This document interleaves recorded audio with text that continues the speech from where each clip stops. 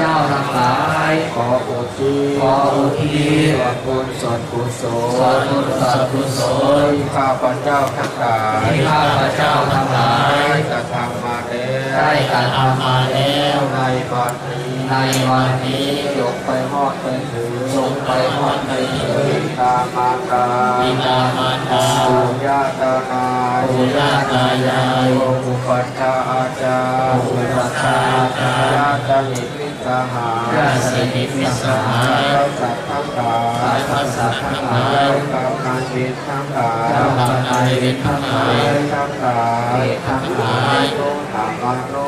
อาคานุ อาปายาสา อาปายาสา เทวดามันโก เทวดามันโก พระญาโยมานา พระยายุมาลา ท้าจะดูโลกาบาล จตุโลกบาล จงมีส่วนได้ จงมีส่วนได้ ในกุศล ได้กุศล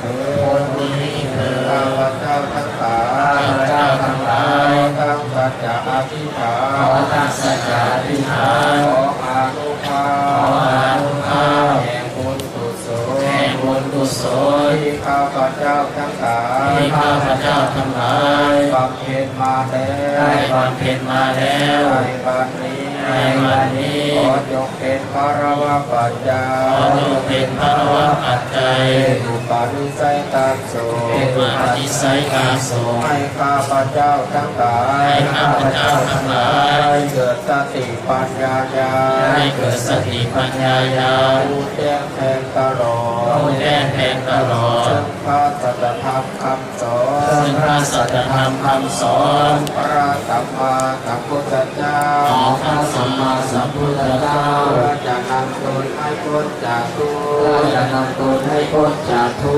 กข์ สุขอันไพบูร เพิ่ม ณ์ สุขอันไพบูรณ์ เราคือมรรคผลปณิพพาก ล่าวน คือมรรคผลพระนิพพา ใน น อนาคตกา ใน ล อนาคตการ การใกล้ๆนี้ด้วยเถิด การใกล้ๆนี้ด้วยเถิ สา ด ธุสาธุ สาธุสาธุ สาธุอนุโมทามิ สาธุอนุโมทามิ